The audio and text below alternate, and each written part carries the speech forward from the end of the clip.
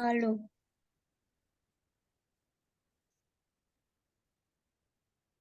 Assalamualaikum warahmatullahi wabarakatuh.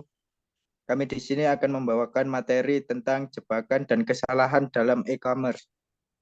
Untuk nama kelompok, yang pertama adalah Mbak Nur Fadila dengan NIM 210301152 dan saya sendiri Muhammad Rifki Raja Falevi dengan NIM 210301174 dan yang terakhir adalah Mas Wahyu Firmansyah dengan NIM 21030111224. Next.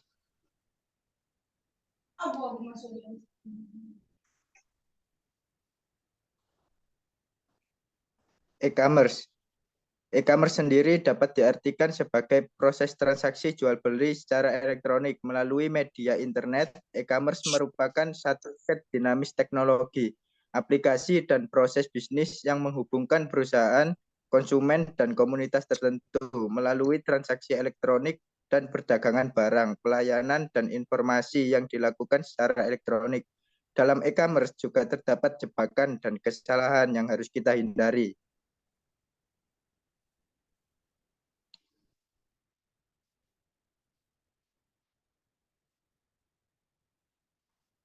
Jebakan dalam e-commerce yang harus kita hindari dari perspektif pemilik bisnis. Untuk yang pertama, membangun ekosistem yang matang. Maksudnya bisnis e-commerce perlu membangun ekosistem yang matang untuk mendukung operasi mereka. Hal tersebut membutuhkan berbagai elemen seperti pengembangan infrastruktur telekomunikasi, jaringan internet yang merata di seluruh pelosok tanah air. Untuk jebakan yang kedua, adaptasi pada norma baru. Bisnis e-commerce harus mampu menghadapi beberapa tantangan dan bertahan di saat krisis. Proses transisi dari bisnis konvensional ke digital menuntut perusahaan untuk berpikir strategis tentang bagaimana membuat proses bisnisnya berkelanjutan. Yang ketiga, peraturan. Bisnis e-commerce harus mematuhi peraturan atau regulasi yang ditetapkan oleh pemerintah. Regulasi yang terlalu ketat dapat menghambat perkembangan bisnis e-commerce sendiri.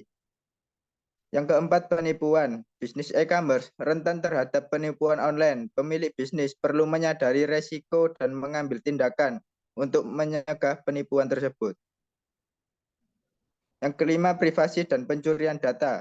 Bisnis e-commerce perlu memastikan privasi data pelanggan mereka.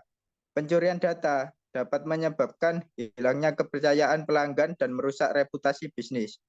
Yang keenam, persaingan. Bisnis e-commerce menghadapi persaingan ketat dari bisnis lain di sektor yang sama. Jadi, pemilik bisnis harus kreatif dan inovatif untuk menonjol dari pesaingnya.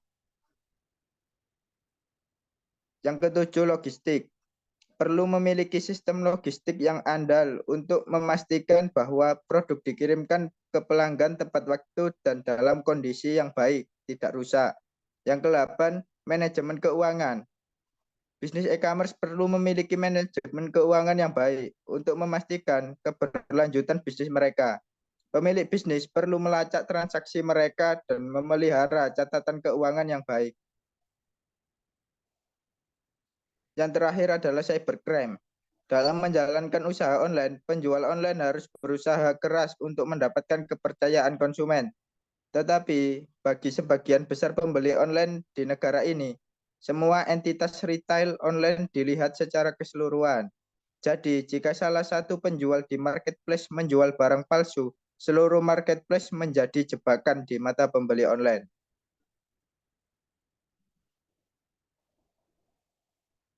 Selanjutnya dilanjutkan oleh teman saya.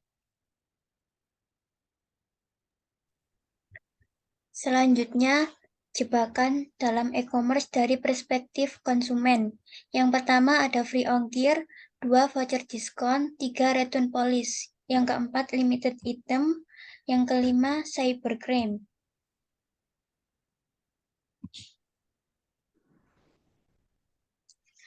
Free ongkir. Dalam e-commerce seringkali memberikan gratis ongkir pada pelanggannya, akan tetapi beberapa e-commerce menempelkan syarat pada free ongkir mereka dalam artian harus berbelanja dengan total minimum untuk mendapatkan gratis ongkir tersebut. Voucher diskon. Dalam e-commerce, seringkali kita jumpai kejadian di mana berada di kolom checkout dan melihat voucher diskon besar yang bisa dipakai hal tersebut. Seringkali ada syarat pembelian minimum, lalu kita pasti akan menambahkan item ke keranjang kita agar diskon yang kita dapatkan menjadi lebih banyak dan harganya lebih murah.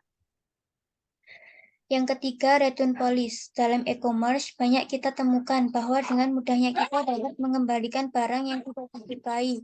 Tapi kenyataannya, kesempatan melakukan return sangat kecil karena meskipun kita mereturn barang, kita harus kembali membeli barang lain untuk menggantikan barang yang dikembalikan. Yang keempat, limited item. Banyak kalangan orang menyukai barang dengan edisi terbatas. Barang-barang limited edition dapat membuat shoppers manapun akan merasa eksklusif. Label limited akan membuat pembeli untuk segera membeli barang tersebut. Trik ini menciptakan sensasi urgensi yang akan membuat pembeli merasa harus segera membelinya agar tidak kehabisan. Selanjutnya akan dilanjutkan oleh teman saya. Selanjutnya adalah kesalahan dalam e-commerce.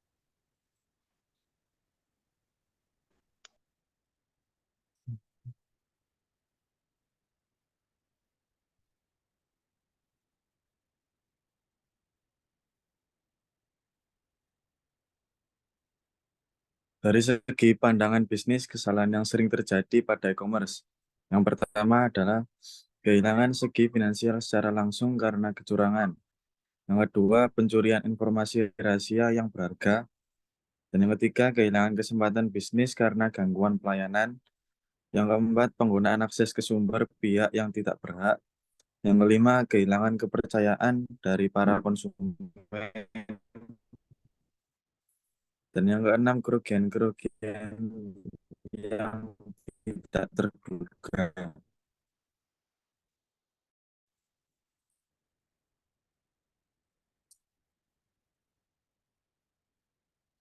Di sini terdiri atas ada 5.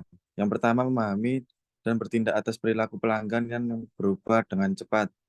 Yang kedua, mengelola pertumbuhan volume interaksi pelanggan. Dan yang ketiga, mencapai pandangan terpadu tentang keterlibatan pelanggan dan mengatasi silo data. Yang keempat, menggunakan umpan balik pelanggan untuk meningkatkan pengalaman. Dan yang kelima, membangun hubungan pelanggan yang bertahan lama. Terima kasih atas presentasi dari kelompok kami.